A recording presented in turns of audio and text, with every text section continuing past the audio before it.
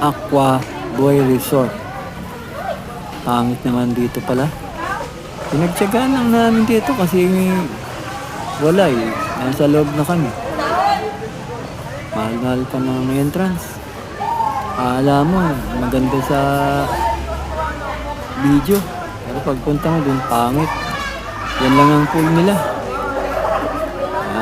Labo pa yung tubig. Tapos, mayabang pa ng mga pantay dun. Alam mo, sino? Alam mo, private. Public naman. Tapos, daming bawal. Kahit simblero lang, bawal.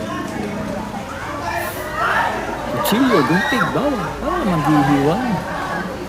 Mahihiwain ka. Huwag kayong pumalihan sa Aqua Boy Resort. Baliches.